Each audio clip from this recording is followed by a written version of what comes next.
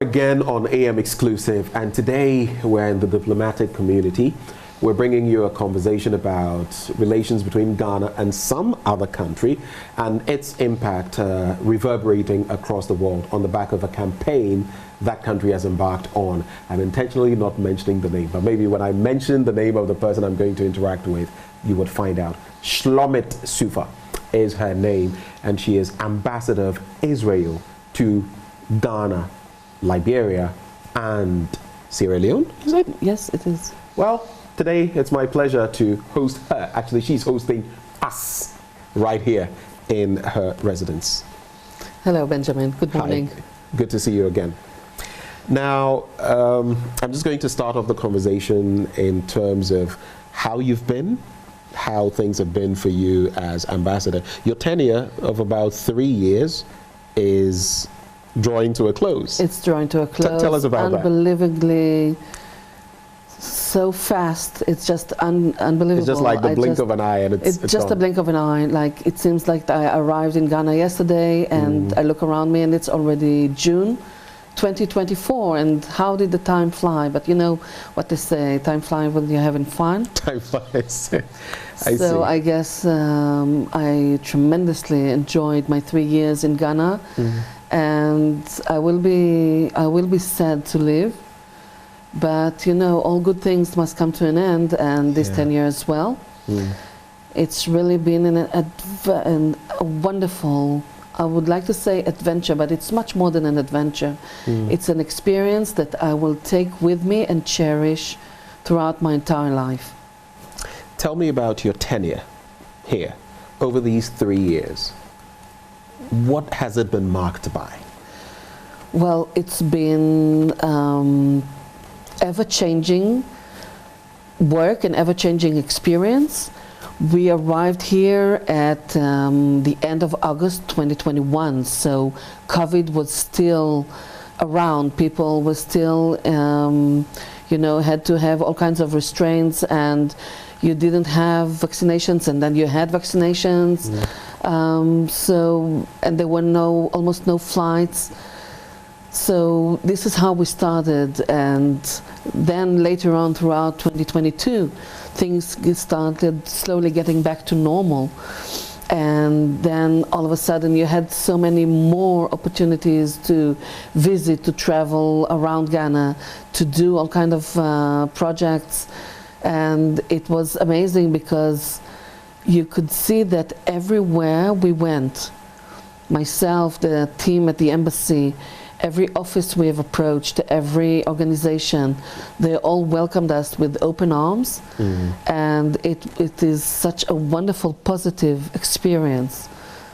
Amazing. It's good you say that, but I'm curious, just when you were speaking about that, this came to mind. How have you juggled your family life with all of this that you've had to do? I know sometimes we look at people like you and just think, oh, ambassador or this and that, but there's a life beyond that. How have you managed it? Well, that's I think that's an issue that all of us career people struggle with. It is more so when you are sent abroad, as you know, as a representative of your government, and you travel with your family.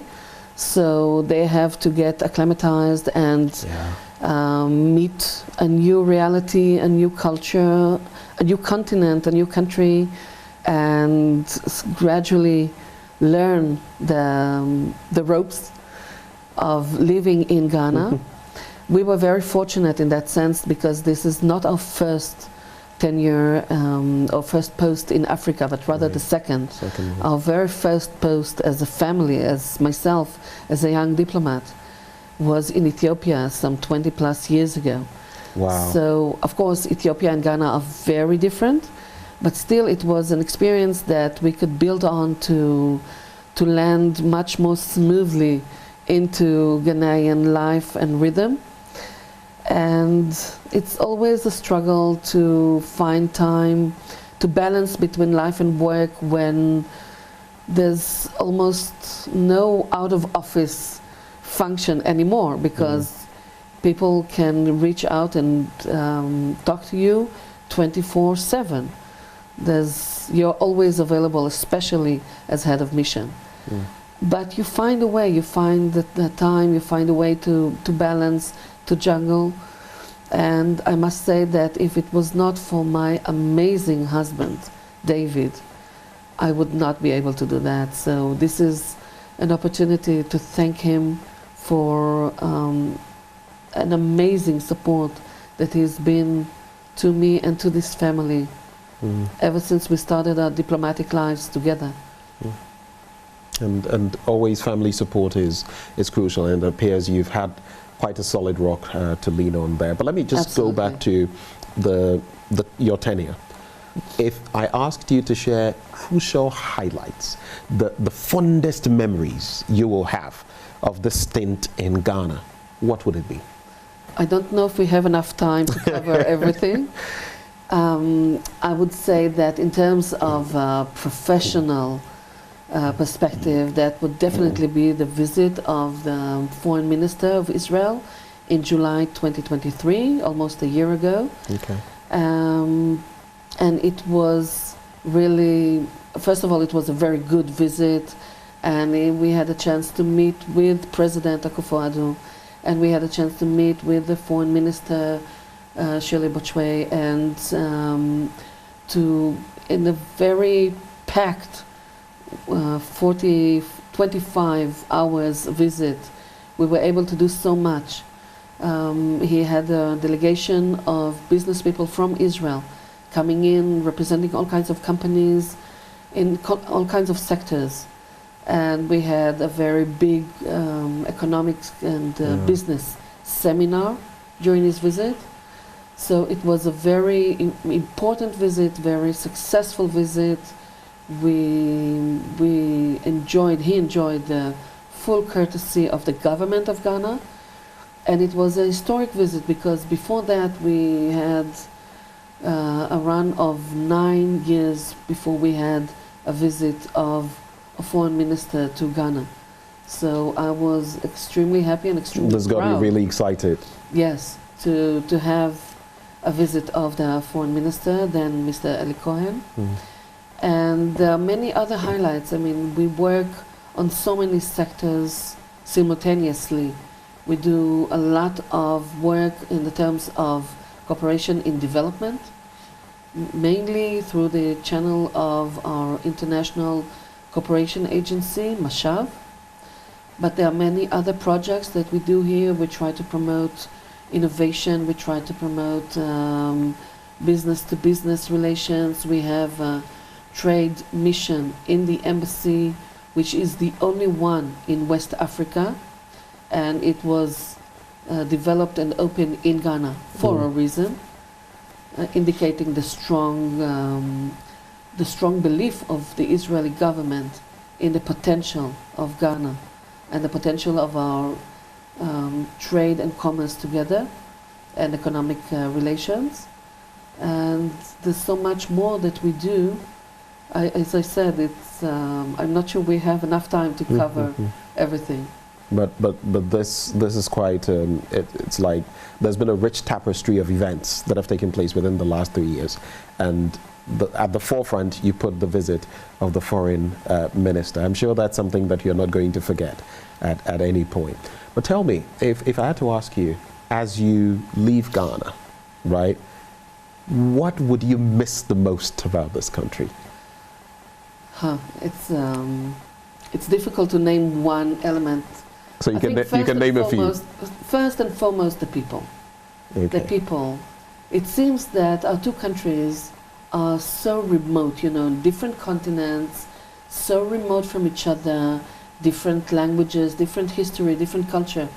And yet there's so many similarities. There's so many bridges that connect Israelis and Ghanaians, not just Israel and Ghana.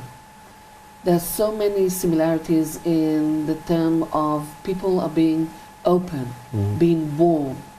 People that love, in both nations, we love music, we love to laugh, we love to enjoy life, we love to be with people.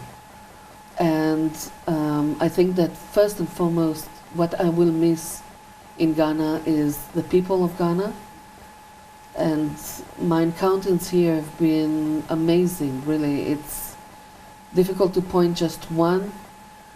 The music, the Oh, I richness see. the music, the I richness had this of colours. conversation with your predecessor. Really?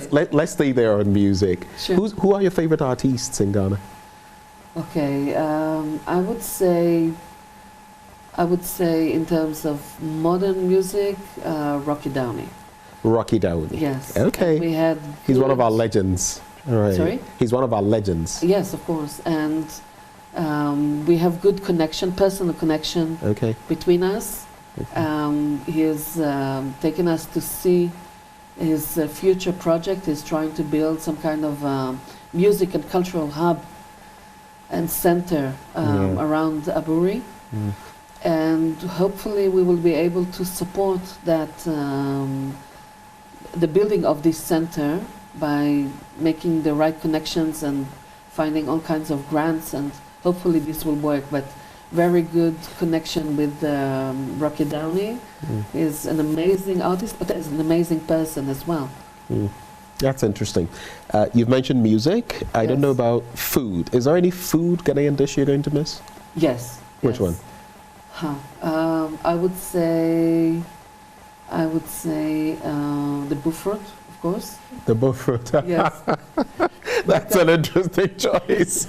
Okay. I tell you why. It's not only it's tasty, but it is very much like a traditional food that we have in one of the holidays in Israel. Okay. It's almost the same. When Oh, you I get in Israel think- in the buffet, it feels like home. I think I know what you're talking about. The name I Yeah, don't, but I think I've had it before. Hanukkah, when we light Right. 8 candles. Right. So that's very similar to traditional Israeli food. Right. But of course, there's kelewele, there's jollof. You're going for all the good ones. Yes, well. Those are the we ones will you're going to that. miss. Yes, we will miss that, and it's part of our Mm. of the dishes that we have here at home, not just when we go out. I see. That's interesting. Let's talk about Israel at 75. Recently we marked that, and 75 years of Israeli, should I call it independence? Yes, Or yes. formation of the state of Israel and all of that. What is the significance, global significance of that? Well, just a month ago, we celebrated 76 years of independence. We were under the British mandate, and then we received we had our independence in 1948. The global importance is first and foremost that ever since 1948, Jews all over the world have a national home. For the first time in 2,000 years of diaspora, of persecution, of pogroms, of hardships of any kind, of the Holocaust that took place during World War II, with an attempt to exterminate the Jewish people entirely. For the first time since 2,000 years, we have a national home where every Jew from all over the world can come in and feel that this is their home. And Jews have their nation, they have their country, they have their independence, and they can live without fear. And there was a lot of pomp and pageantry with which you celebrated that with the diplomatic community, among others. But how then, when you situate it in the context of Ghana, relations? Because I know, for example, was it in the 50s Ghana-Israel relations started? 1956, yes. And then there was the first. It wasn't Yom Kippur, was it? It was. Let me just check. Yes, it was the Yom Kippur War, the first one, and then there was There was a break in relations all the way till 2011, when relations were restored. There was some interaction, but from the Nigerian standpoint, just as now we have this place in Ghana representing Ghana, Liberia, and Sierra Leone. Since that time, what have relations been like? And I would also like you to focus on agriculture, technology, and other aspects of collaboration, trade, for example. Sure. So the relations were renewed at the late 90s. The embassy, the resident embassy, was reopened in 2011. True, but the relations were revived a good number of years before that. Unfortunately, yes, during the 70s and the 80s, they were severed by the pressure of the Arab League over the then Organization of African Unity, the right. former, currently the what is now AU. the AU. Right. So under that pressure, many African countries that were very close to Israel had to sever their relations with us, and we were very happy to be able to renew our relations with those countries, with the continent. And we Israeli eyes are looking more and more towards this continent, towards the bilateral relations. I'll get to the Israel-Ghana relations in a minute, just to say that we are working on expanding and deepening our relations with the continent. We have opened in 2014, I believe, if I remember correctly, an embassy in Kigali. Rwanda. In Rwanda, yes. And we feel that there's so much that Israel can do together with the African Union, together with African countries, because Israel has an abundance of knowledge, of technology, and of desire to work hand in hand with African countries to benefit both sides. And when it comes to Ghana, as you said, we've been collaborating in terms of agriculture. There's Israeli companies that are working on agricultural projects here in Ghana. They work on water solutions, building dams, building waterways, building roads in Ghana, providing Ghana with all kinds of services that are required for different kind of sectors to develop the country further. And we have all kinds of delegations coming in, be them on agriculture, be them on medical supplies or producing medicines, be them on technologies that support the mining sector, such as finding water solution to prevent the pollution of the soil through mining. And this is just, describing everything in a nutshell. When it comes to agriculture, we have a lot of cooperation in the channel of Mashav, as I said, International Cooperation Agency. So we have programs held in Israel on irrigation, on all kinds of sectors in agriculture, growing fish, post-harvest treatment of crops, which we know that lead to a great loss currently, not just in Ghana, by the way. This is an issue shared by many countries all over the world, that when you have the crops and then you have to send them and get them to the market fresh, and a great percentage is lost along the way because of all kinds of reasons.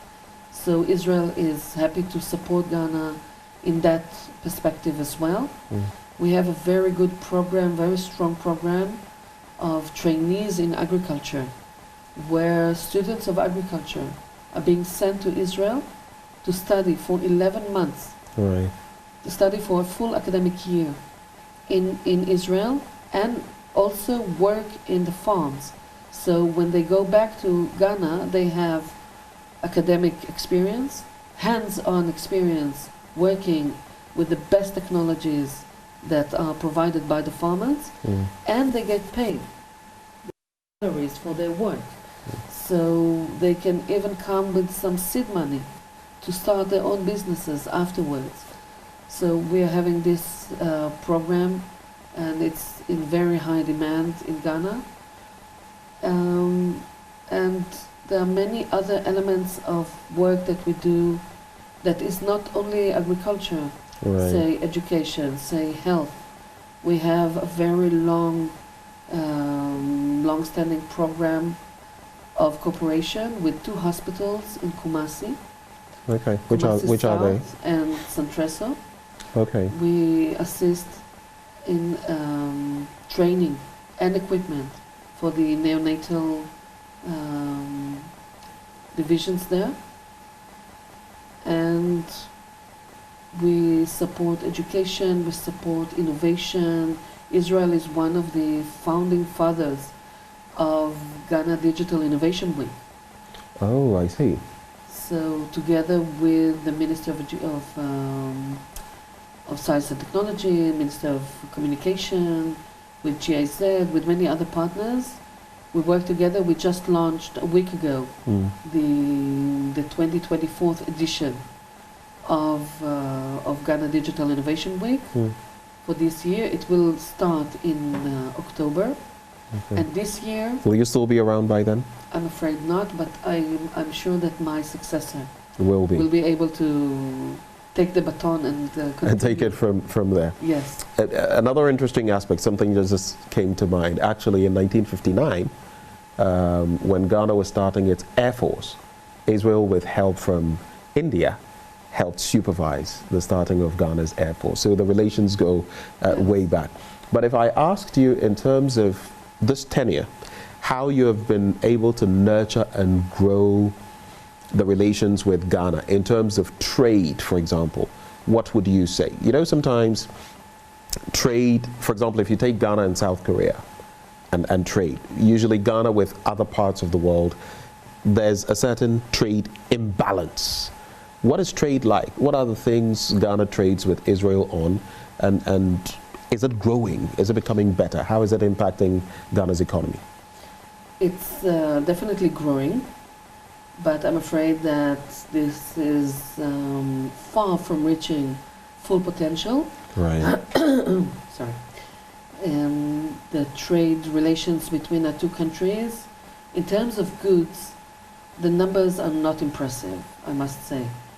But when it comes to all kinds of projects, that's where that's where we see the endeavors. figures really speak volumes in all sense of the word. So we see that there's a lot of interest of Israeli companies that either work here or have collaboration with companies in Ghana that work hand in hand with the Israeli companies, and they do many kinds of projects. So it's not so much about trade, but more about those projects that find a different expression of our very close relations. And if we want to look also at the image of Israel currently on the back of what has happened, Hamas, the IDF, and everything in between. But as an Israeli, contemplating everything that has happened, even before we get into the specifics, how do you feel? I feel that it is very difficult to describe the feeling ever since October 7, ever since the Hamas massacre in Israeli kibbutzim and localities in the south, close to Gaza Strip. It's been very difficult to describe how we feel. The feelings are not happy, and I think the best way to describe is to quote one of Israel's leading poets, Chaim Guri, who said, "I'm as well as my people," which means that I'm not so well, because the pain in Israel is still great. The sorrow, the fear for the lives of currently 120 hostages that we fear daily for their lives. We think of them. There were over 200 of them, right? There were initially 250. About 110 or 20 were released by Hamas or released in an exchange of hostages for prisoners. Recently, another 4 were rescued. Recently, another 4 were rescued with an really unparalleled bravery of the Israeli forces, both military and special elite forces of police, working together in the heart of Gaza to rescue these 4 hostages. And this brought so much joy and so much relief to so many of us in Israel. There were pictures of Israelis that were on vacation in different parts of the world, and when they heard of this rescue mission, they spontaneously started dancing. There was a celebration for you. Dancing and celebrating in the streets, because Israelis, we feel very strongly for each other. The issue of mutual feelings for each other as a nation. And I guess that comes from history. You've spoken about the pogroms, you've spoken about the Holocaust, so you look out for one another. We look out for one another, and when we see that 4 hostages were returned alive and in quite good condition, they gone through very difficulties, many difficulties and hardships throughout the almost 9 months of captivity, but still they were able to walk on their own feet, and to see them back in Israel brought a lot of joy to many of us. But yes, we're still thinking about the 120 hostages still held somewhere in Gaza by Hamas. We guess most of them somewhere in very dark tunnels underground. Everywhere we go, whatever we do, we always have them on our minds, on our thoughts, on our efforts to release them. This is why. And I was going to ask about your yellow ribbon eventually. What does it signify? It signifies our desire to see them released. Your desire to see them released. And this symbol is used by Israelis and non-Israelis all over the world. Okay. And currently we have an American supported deal that was also presented as a UN Security Council resolution for a deal to release the hostages, and Hamas is basically turning it down. But we'll get to that. Before we get to, I mean, there are 2 sides to this. So the Israeli suffering is something that I was sharing my story with you. No one wants to see. But how about the Palestinians as well? How do you feel about what they are going through? So if you look at the death tolls from is it the kibbutzim? Is that how you pronounce the kibbutzes, among others, over 1,000. If we are to go by some of what the BBC and others have put out, not necessarily relying on Hamas, because their figures have also been contradicted in some ways, north of 30,000 people have been killed on the other side.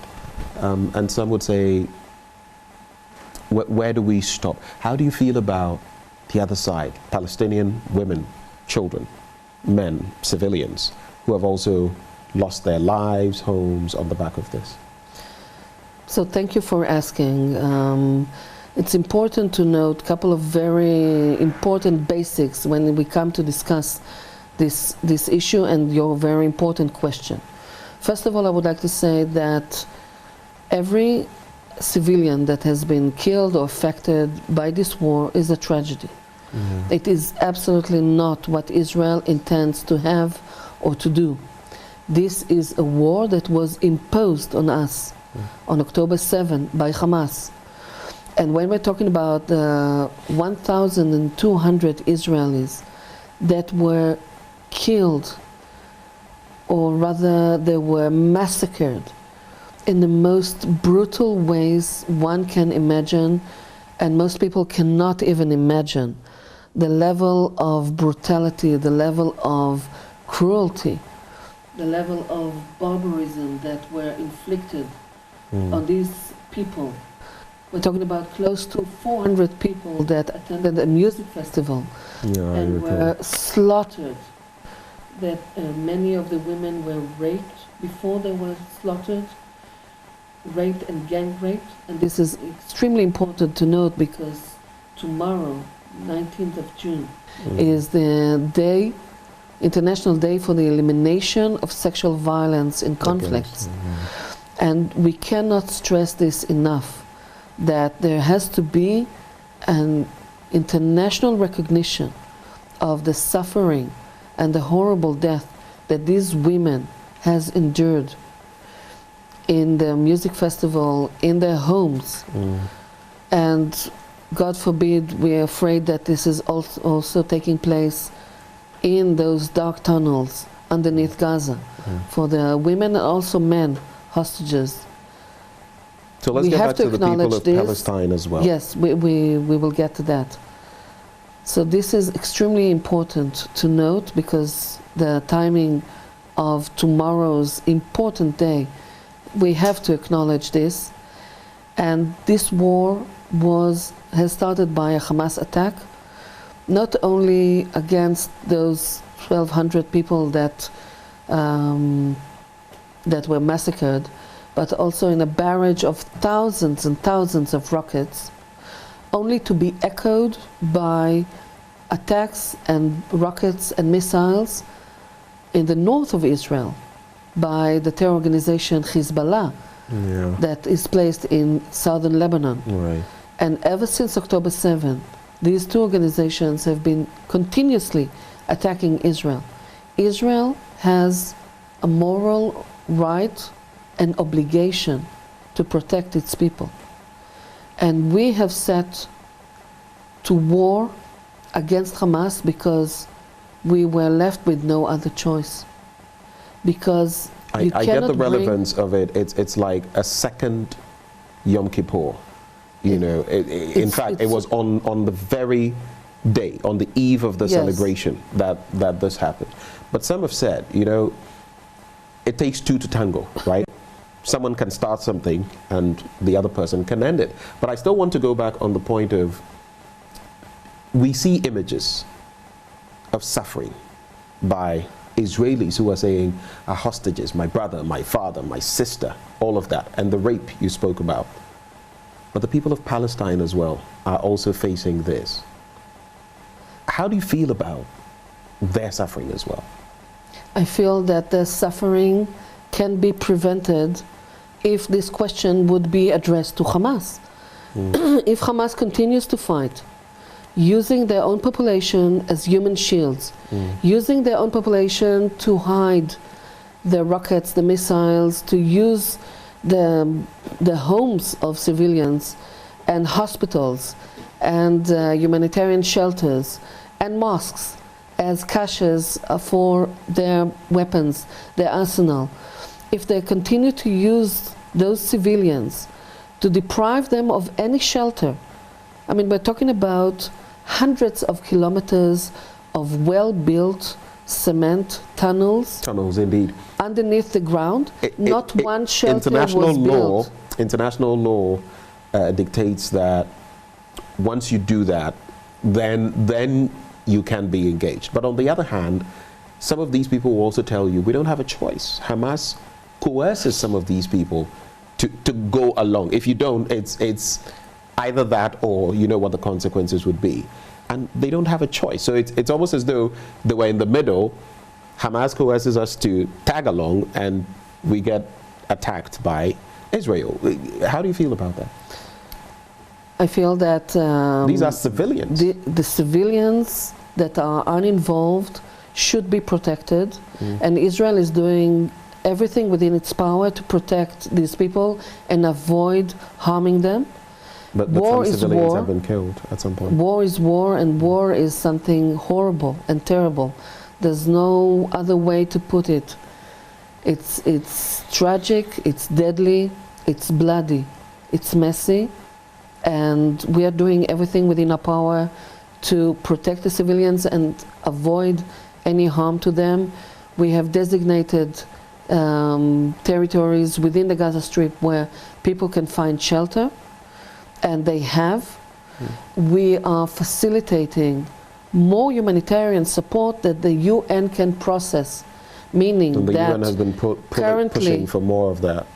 UN may be pushing for more of that, but currently, for example, only yesterday, we had over 170 trucks of humanitarian support processed and entered the Gaza Strip.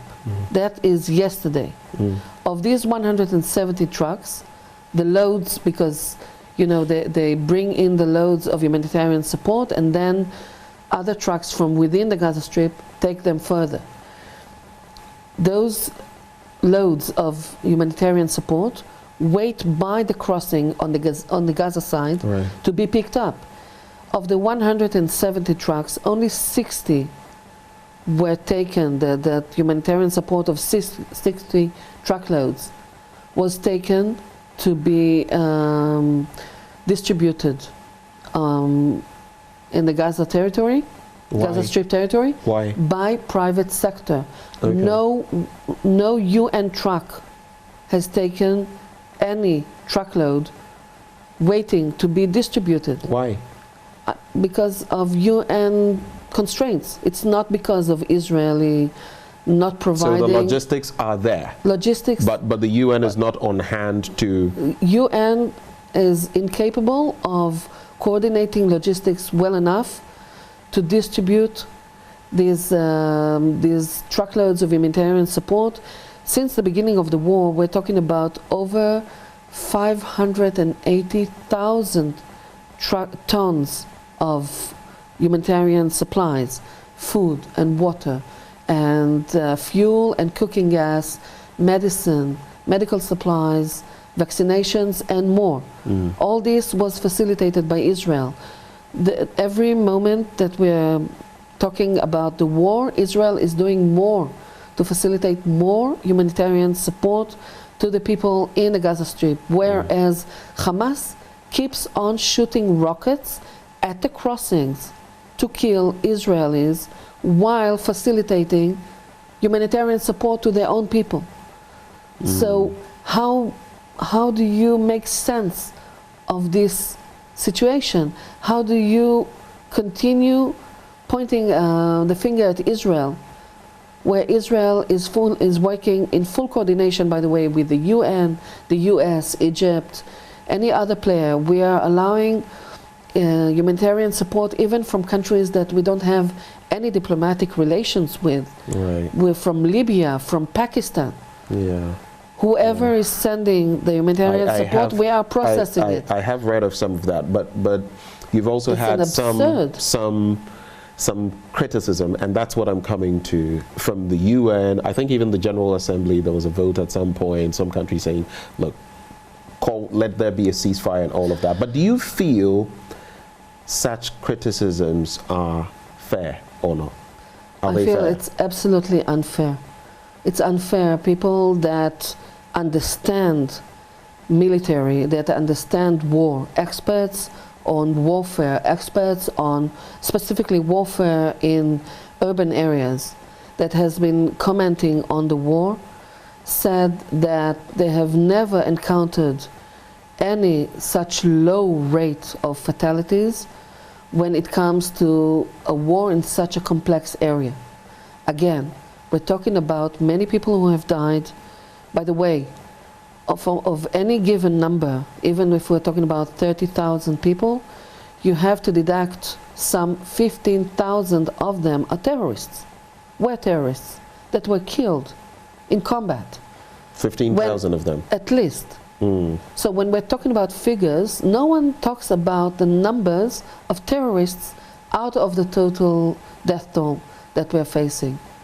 And again, we would like to see no civilian being hurt. But we feel that the criticism against Israel is very unfair, very biased. You don't see criticism of Hamas. So you disagree with the UN, some of the calls. You disagree with South Africa. South Africa has taken, Israel to the International court Absolutely. of justice and all of that. Absolutely. Some have found it about absurd, but some have also said it is the right step. How do you feel about that?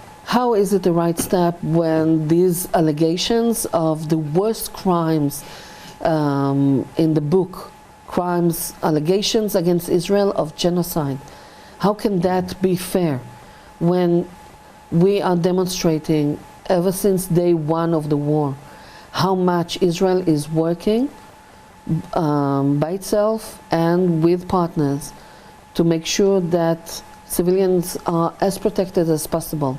And again, there's no way to avoid in a war, there's no way to avoid completely any harm to uninvolved civilians. But given everything that we do, given everything that we have done so far, and that the effort keep on growing in terms of providing those poor people with their basic needs by monitoring very closely the situation on the ground in different parts of the Gaza Strip, these allegations against Israel are completely, factually, morally, and legally wrong. Because when you take this case to the International Court of Justice, that court has no merit to rule in this case unless Israel can employ its own fact-finding mechanisms and inquiry mechanisms to make sure that we are obliged to international law, which we are. We are a democracy obliged to the rule of law, and we have always done that, and we will always continue to do that. And eventually, at the end of the day, we find ourselves facing criticism from all over the world, which we find to be very hypocritic and very and completely false, because you see many other kinds of conflicts where the sides to the conflict have never faced these kinds of allegations. And Israel, as the only democracy fighting against a genocidal terror organization that is doing everything within its power to hurt its own civilians, to hurt its own population. You're talking and about Israel, Hamas. yes, of course. Right. And Israel is put on the stand.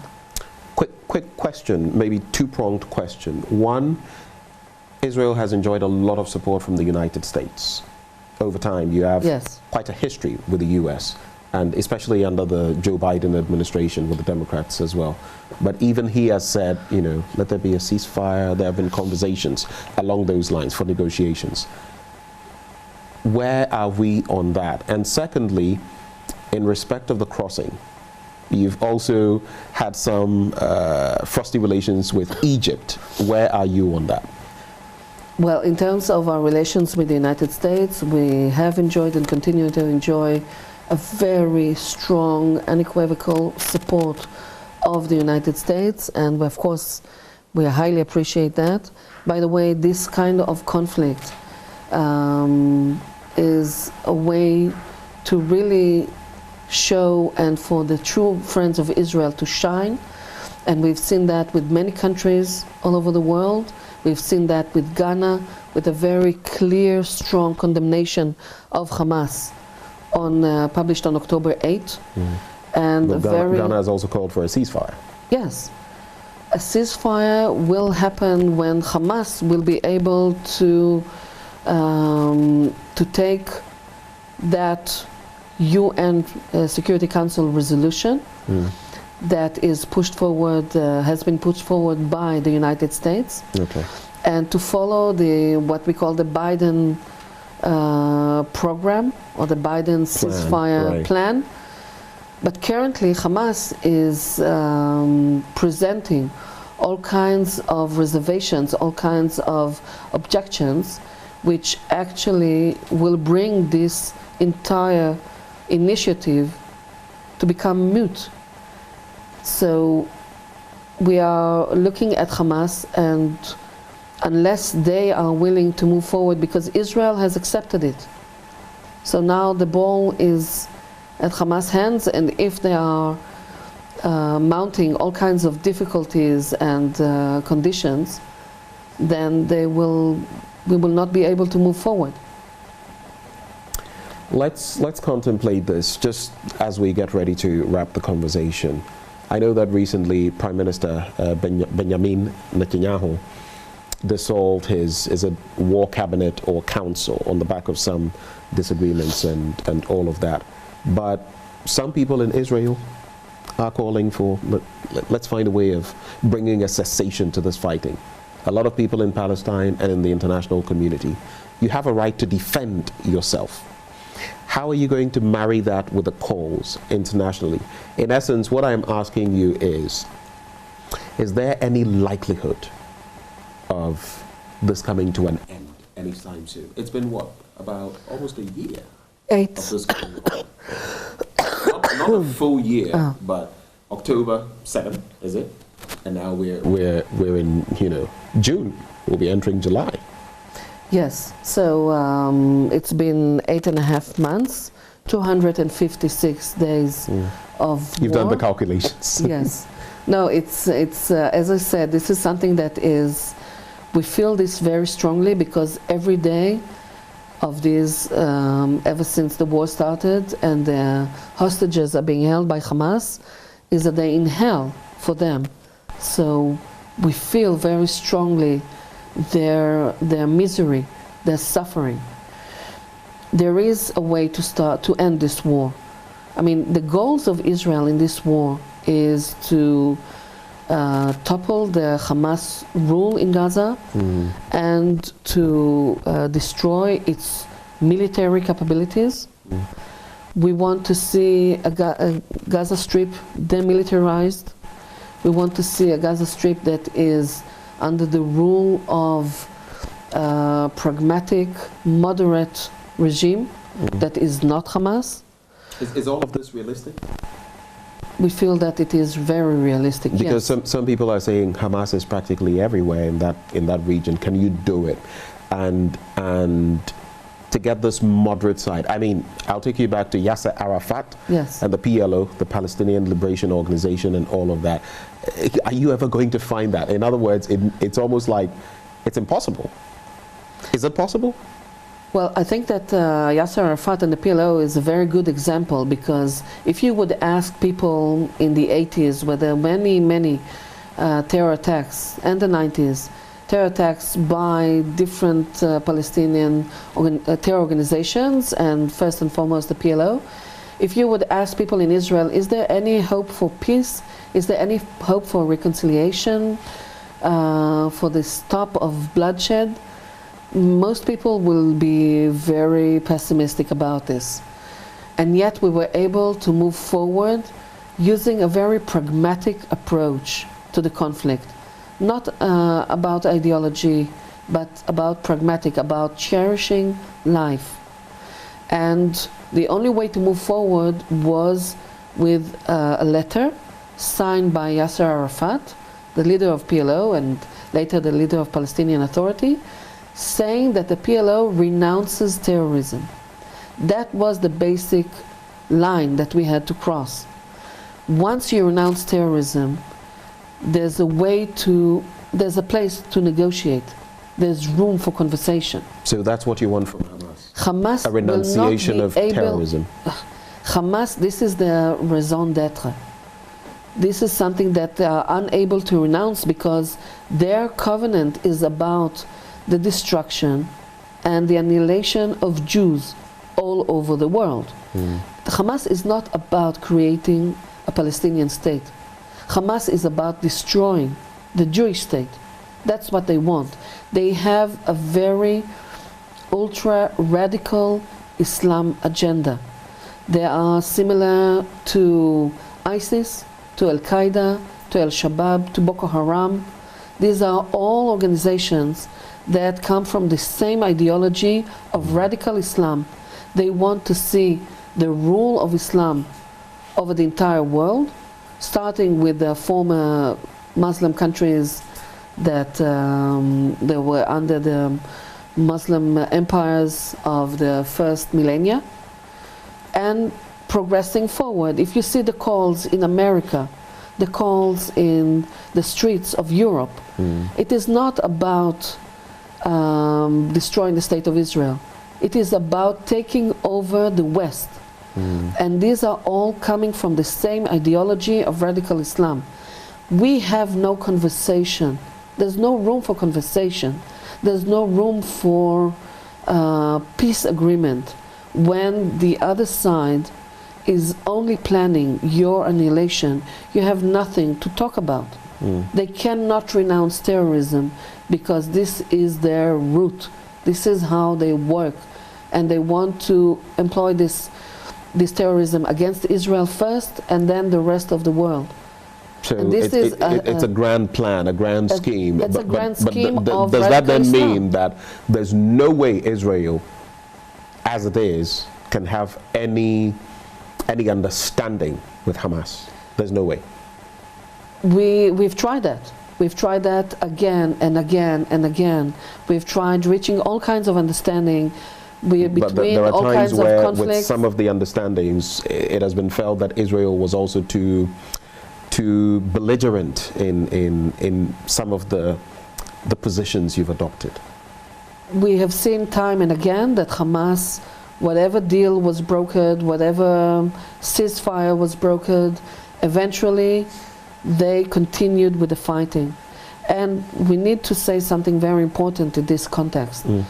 It's not a coincidence that Hezbollah is supporting Hamas. Although Hezbollah is Shia, Lebanon, right. Lebanon is a totally different country. Hezbollah is Shia, Hamas is Sunni, two different sections of Islam. Right. But they support each other because they are being orchestrated and financed and trained by Iran, who is pushing every element in the region, be it Hezbollah, be it Hamas, be it the Houthis, be it militias in Iraq and Syria, against Israel, because their ultimate goal is to destroy Israel.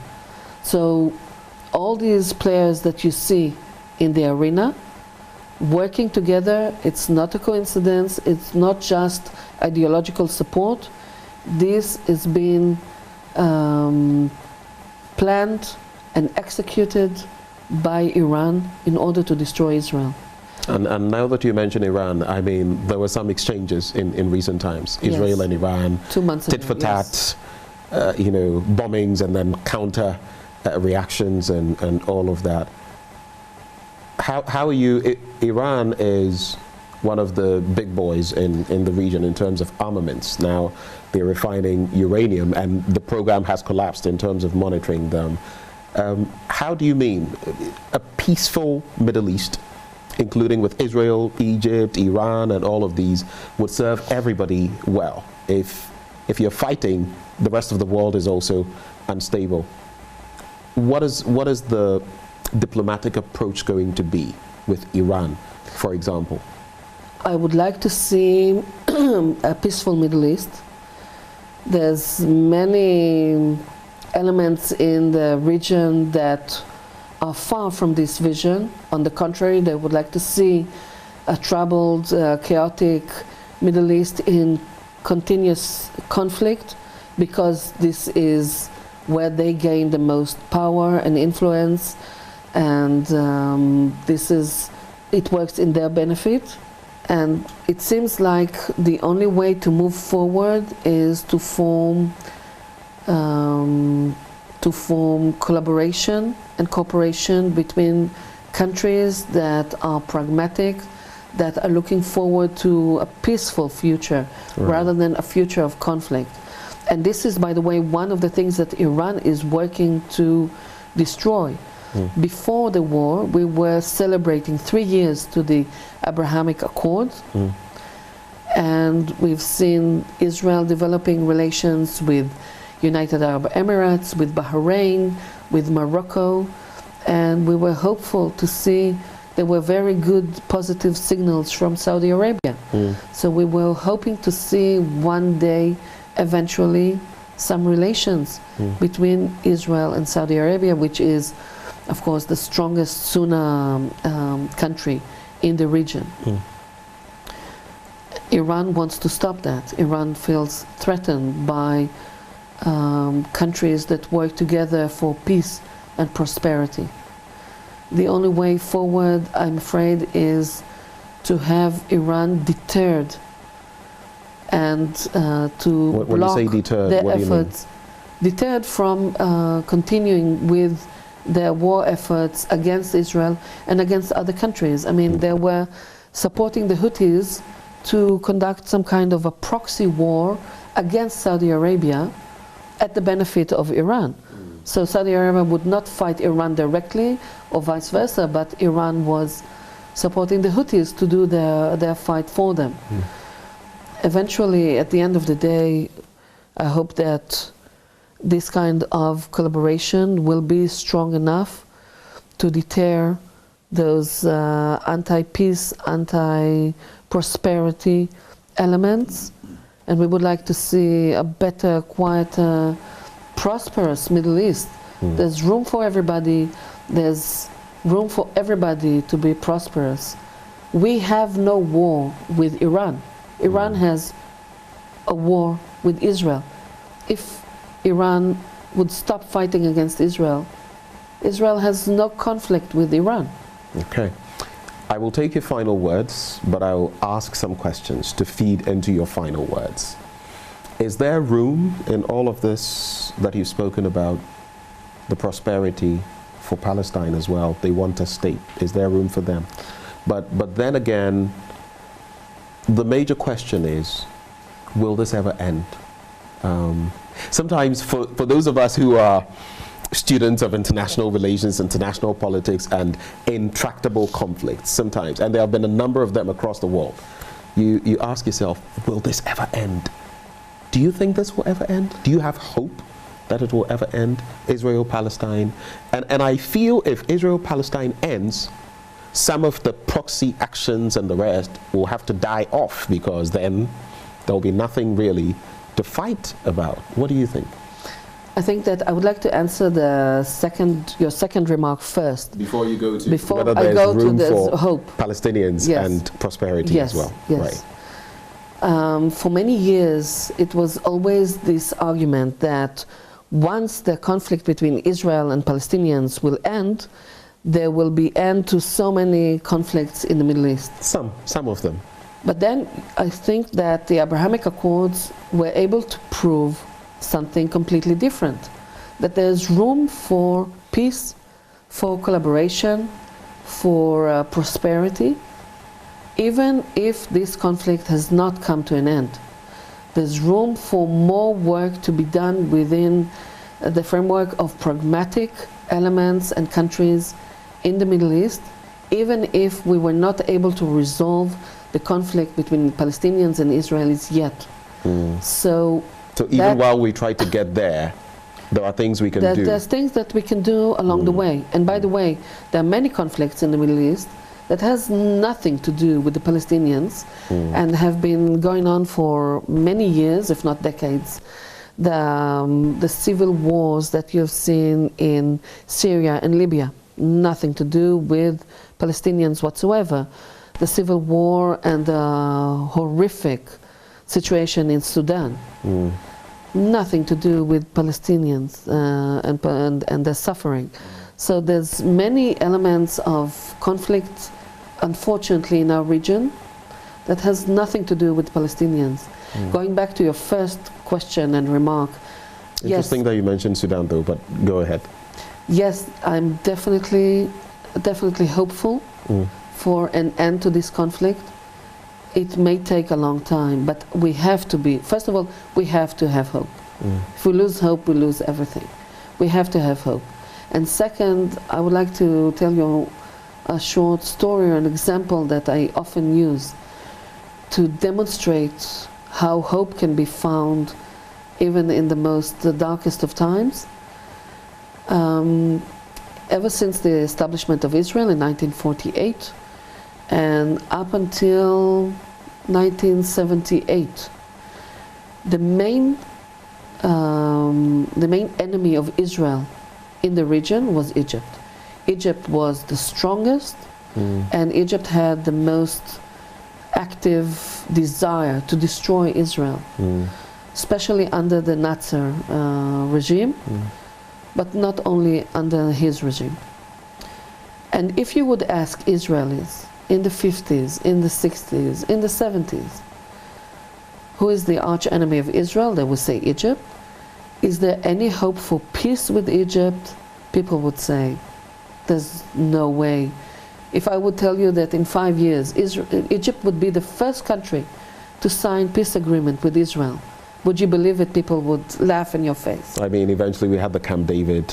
Eventually we had the Camp David, we had the agreements with Egypt, and we were able to secure peace with the leading Arab country that up until that time was the main enemy of Israel and the strongest one.